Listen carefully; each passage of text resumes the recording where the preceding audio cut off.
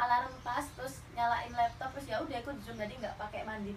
Mas Odi pasti kayak gitu atau mandi dulu sebelum? Enggak, saya tidur aja. Oh, tadi Kak itu kuliah ya? Enggak. Aja berarti. Jadi Ormawa itu sebuah wadah dari Kat.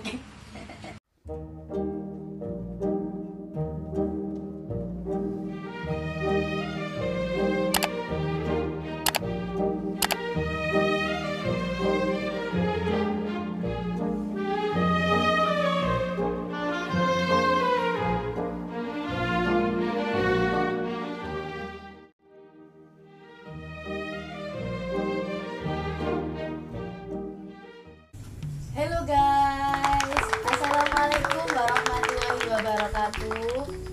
Di video kali ini saya mengundang teman saya dari Fakultas Pertanian Universitas Muhammadiyah Gresik yang bernama Odi Deviantoro. Di video kali ini saya dan teman saya akan membahas tentang aktivitas dan suka duka organisasi mahasiswa di kampus dalam era pandemi. siap. Siap. Ya. Saya mau tanya kepada Mas Odi, Ya, apa sih kesibukan Mas Odi selama ini? kesibukan saya mungkin cuma ya kuliah seperti Mbak Kori sekarang. Terus ada juga kerja freelance juga mengurus organisasi mahasiswa itu juga sendiri. Gitu. Kangen nggak sih kuliah offline itu? Kuliah offline pastinya kangen karena apa? Karena efektivitas kita dalam kegiatan kampus itu pasti membutuhkan pertemuan ya, antara dosen dan antara mahasiswa juga perlu. Jadi kalau dibilang kangen sih ya kangen sekali, sangat disayangkan karena online ini membuat kita menjadi apa ya, ini jauh dengan teman-teman ya. Terus juga banyak kantin yang tutup kan ya, jadi dalam ekonominya pekerja dalam kampus yang menjual barang-barang di kampus juga kasihan gitu. Kalau selama kuliah online gini pasti kayak ngelakuin praktek itu gimana? Enggak sih, enggak ada praktek. Oh berarti di jurusannya masih belum ada Bukan, praktek? ya saya menganggap nggak ada praktek meskipun itu praktek, karena ya apa ya nggak berasa praktek karena saya ya pertanyaan dan teman-teman saya itu pasti butuh yang namanya tindakan langsung.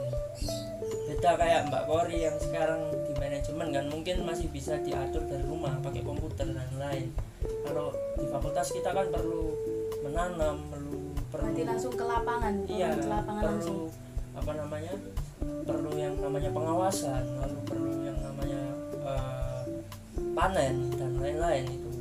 Kalau mahasiswa pertanian tidak mencoba langsung itu ibaratnya sama juga bohong gitu. Di tema ini kan kita membahas tentang aktivitas dan suka duka organisasi mahasiswa Ya. di kampus dalam era pandemi ya Mas ya.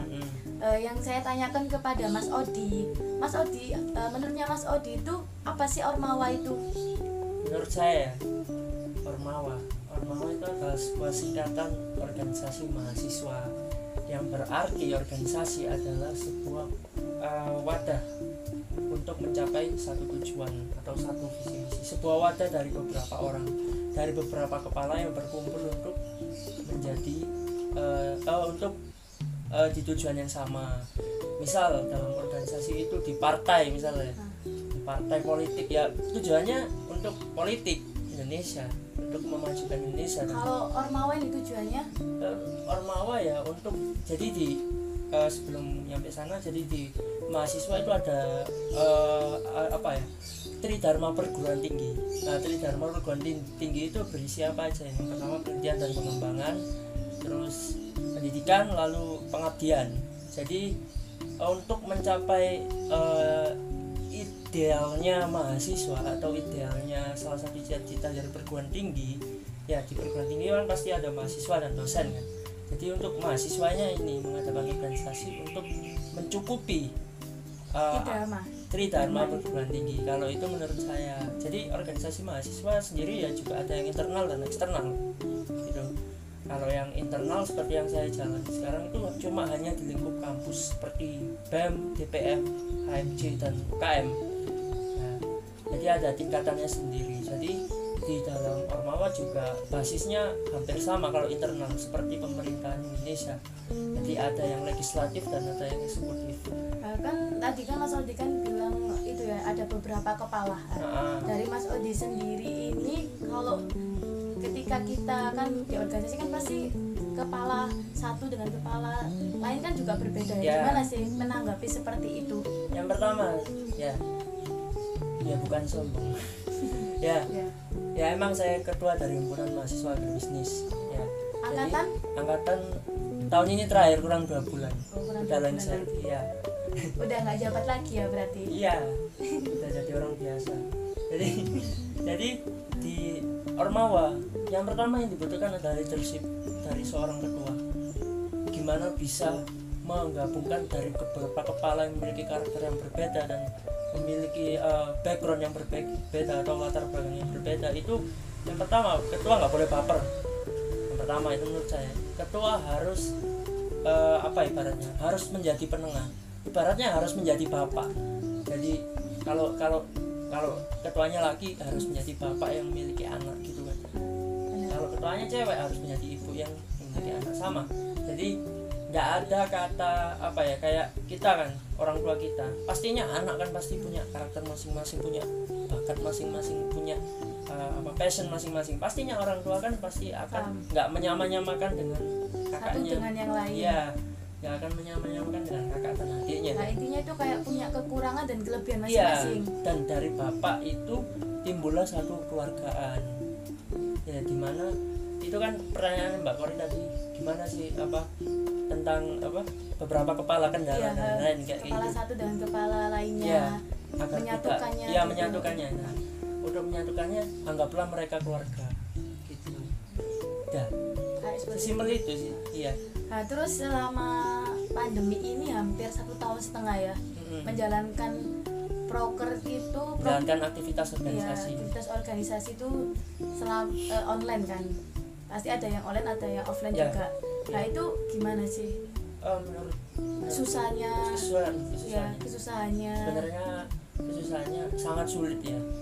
Ya kenapa bisa dikatakan sangat sulit? Ya sangat sulit karena yang pertama di salah satu kampus, di salah satu organisasi kita pasti punya budaya.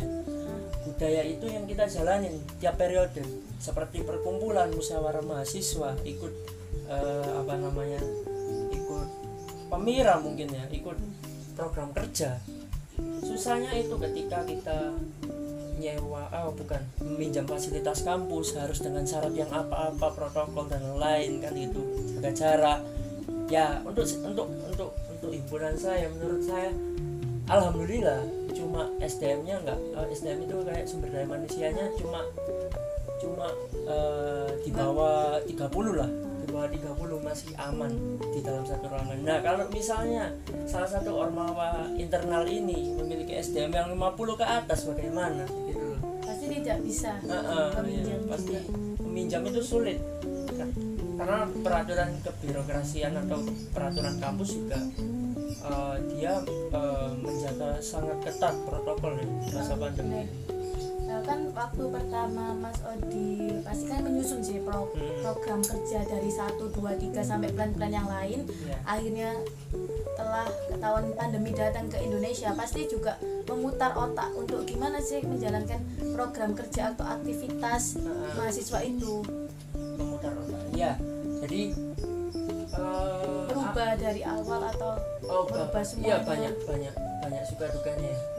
Ketika kita pertama sudah menyetujui dengan sepakat dengan organisasi, proker ini bulan ini, proker ini bulan ini, proker ini bulan ini, kayak gitu. Yang belum tahu proker program kerja guys. Iya benar.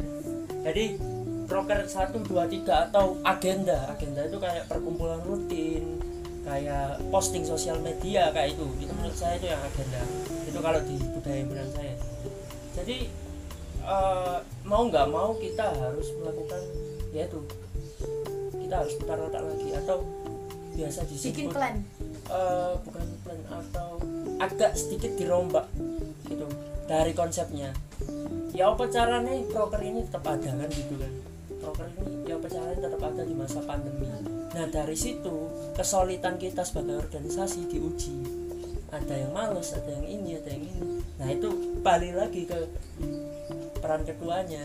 Gimana caranya? Iya, jadi biar mengendalikan nggak semuanya. bisa. Jadi emang banyak cobaan di sini. Nggak kita aja, pihak kampus juga banyak kendala, meskipun dosen-dosen itu juga sama. Jadi apa ya? Bukan harus pintar-pintar, harus kreatif kalau menurut saya. Kalau menyikapi kondisi yang seperti itu harus inovatif dan kreatif gitu. Yang saya simpulkan dari saya berbicara dengan Mas Odi tentang tema aktivitas dan suka duka organisasi mahasiswa di kampus dalam era pandemi adalah kesimpulannya itu banyak banget suka duka di organisasi mahasiswa.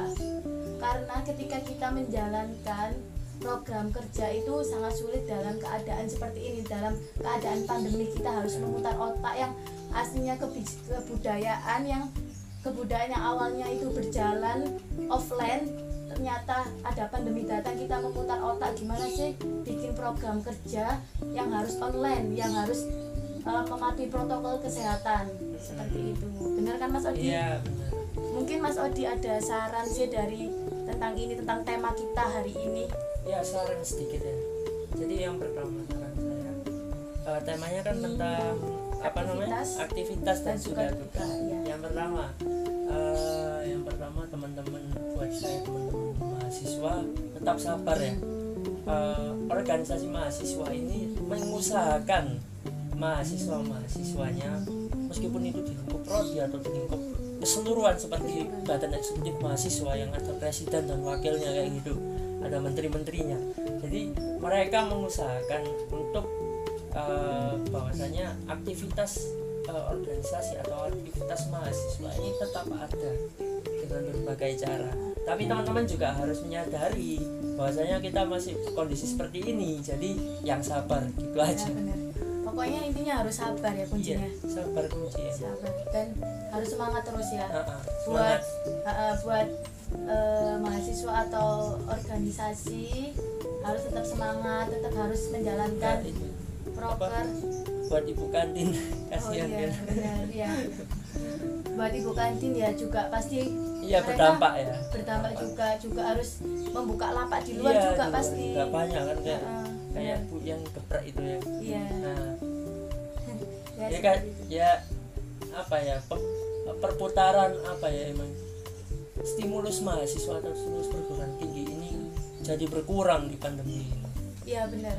Yang biasanya kuliahnya langsung datang ke kampus, mereka harus cuma bangun tidur nggak pakai mandi, langsung nyalain laptop buat ikut pengalaman Zoom. Kayaknya. Ya bener sih, biasanya gitu. Emang nyatanya ya kayak baru bangun langsung alarm pas terus nyalain laptop terus ya udah ikut Zoom, jadi nggak pakai mandi. Mas Odi pasti kayak gitu atau mandi dulu sebelum? Enggak, saya tidur aja. Oh, berarti nggak ikut kuliah ya, sama aja berarti. Ya itulah secuplik pembahasan dari saya dan Mas Odi tentang aktivitas dan suka duka organisasi mahasiswa di kampus dalam era pandemi. Terima kasih teman-teman telah menyaksikan video kali ini. Wassalamualaikum warahmatullahi wabarakatuh.